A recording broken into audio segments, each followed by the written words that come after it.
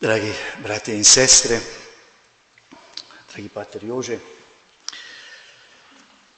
zelo sem vesel, počaščen, hvaležen, da smem tukaj s teboj, dragi Jože, obhajati ta lep, častitljiv jubilej, 60-letnico tvojega življenja v družbi z Jezusom ali v Jezusovi družbi. Hvaležen sem, da te je Bog poklical prav v to, Jezusovo družbo, prav v družbo Ignacijevih učencev in ti tako podaril tisto posebno občutljivost za prepoznavanje delovanja Svete Trojice v svetu, posebej pa še v človeku. In hvaležen sem Bogu tudi za teh 40 let najinega poznanstva. Zame je bil to čas, ko se je zgodil večji del mojega življenja, čas neštetih milosti, ki mi jih je Gospod podaril prav po tvojem duhovnem očetovstvu. In prepričan sem, da govorim v imenu večine izmed nas tukaj zbranih, da smo se prav ob tebi učili moliti, razločevati, reflektirati, kar je bilo takrat tako moderno govoriti, predvsem pa se veseliti in se zahvaljevati za življenje. Učil si nas korakov in poti življenja v Bogu in nas tudi še danes po teh korakih spremljaš k vedno bolj polnemu življenju.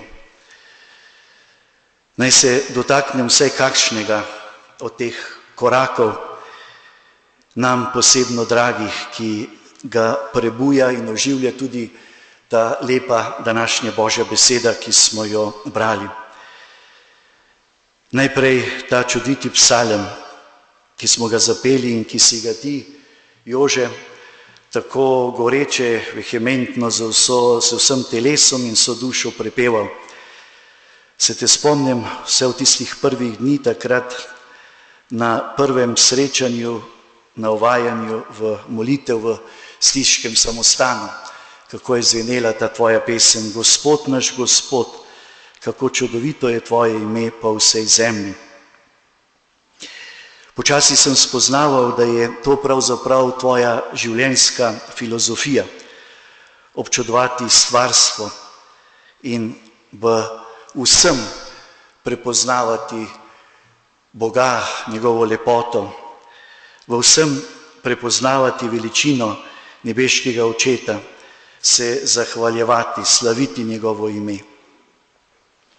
Ta tvoja pesem, ta tvoj vesel nasmeh, ki te je spremljal, sta zaznamovala, lahko spet govorim v imenu nas vseh, našo mladost, naše prve korake v duhovno življenje in ga utrjevala, tako da nam je postajala narava vedno bolj tista najlepša katedrala, v katerem se slavi Boga. Molitev pa nekaj, kar presega zgor ponavljanje vzorcev. Molitev kot hvalnica, kot zahvaljevanje, občudovanje in okušanje. Okušanje je beseda, ki je naslednja, ki je tako pogosto prihajala iz tvojih ust in skupaj s tistimi drugimi takrat na začetku za nas tako mogočnimi pa tako oddaljenimi, kot so kontemplacija ali razločevanje ali egzamen, postala nekaj bolj človeškega, bolj naravnega in bolj veselega. Zelo sporočilno za to današnje praznovanje tvoje 60-letnice tvojega redovniškega življenja pa je prav ta evangelij o Bartimaju, ki ga beremo to nedeljo.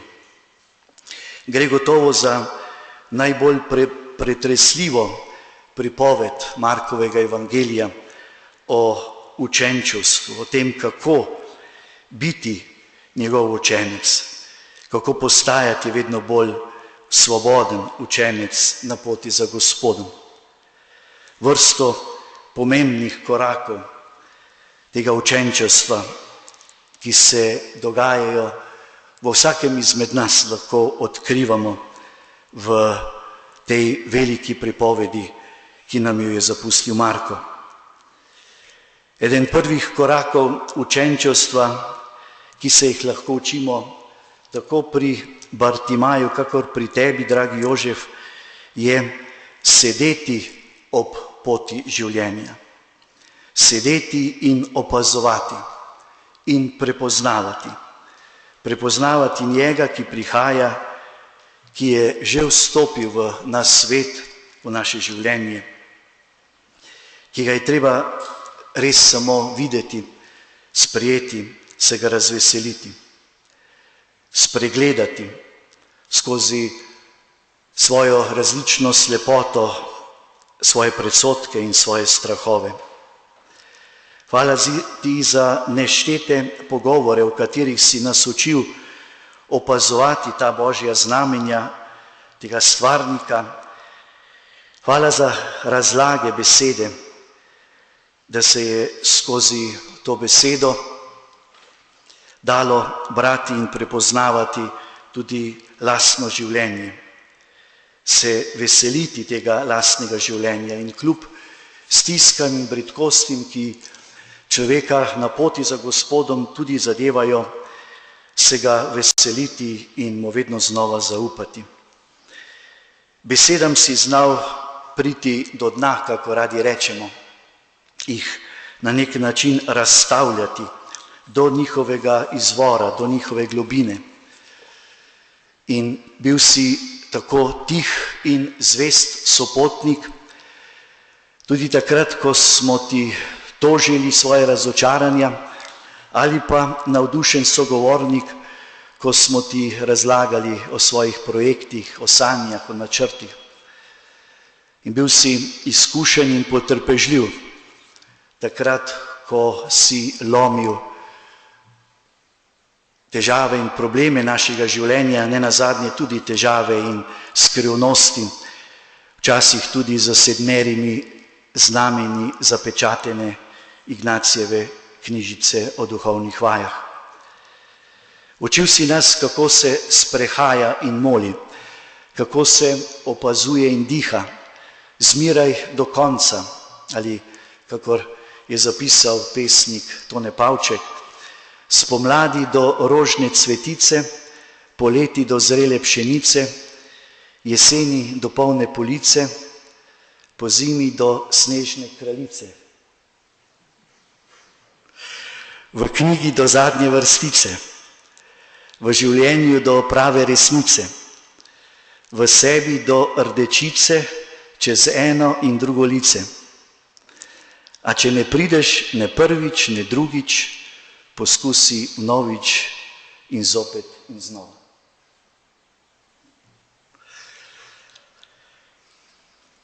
Ko je slepi Bartimaj, ki je sedel v poti pri Jerihi, prepoznal, da prihaja Jezus, je začel vpiti in se zdi nezadržno klicati: Jezus, Davidov sinu, smili se me. Ta prošnja se je izkazala, se izkaže kot tista najpomembnejša, največja, najbolj resnična prošnja v evangeliju, ki pa so jo žal, vsaj kar se tiče Markovega evangelija, učenci, njegovi veliki in pravi učenci, nikoli niso bili sposobni jo izreči. Ti so žal prihajali pred njega ves čas z nekimi drugimi besedami, z nekimi drugimi prošnjami, kakor je tista, ki smo jo pred kakšnim tednom ali 2 slišali pri nedeljskem evangeliju: hočeva, da nama storiš, kar te bova prosila, da bi sedela na tvoji desnici, eden na tvoji levici. Ali pa ona druga, takrat v stiski na morju: ti ni mar, da se potapljamo. Veliko je bilo takšnih nerazumljivih in trdih besed, ki jih je moral slišati strani svojim učenci. Bartimaj, pa tudi ti, pa si nas vztrajno učil prositi predvsem tisto najpomembnejše, prositi Božjega usmiljenja in se zanj zahvaljevati. Bil si širok v razlagi pravil, goreč v spodbujanju, neustrašen v opogumljanju, vztrajen pri ponavljanju prve vaje, druge vaje, ki je ponovitev prve, in tretje vaje, ki je ponovitev prve in druge. Tako da so tudi tiste trše ali bolj boječe glave počasi doumele, kaj je pravzaprav bistvo duhovnega življenja. Ne odkrivanje toliko novosti, ampak iti vedno bolj na globoko, vedno bolj okušati, vedno bolj čutiti, vedno bolj se veseliti. V duhovnem pogovoru nisi bil predavatelj, ampak pozorna sogovornika.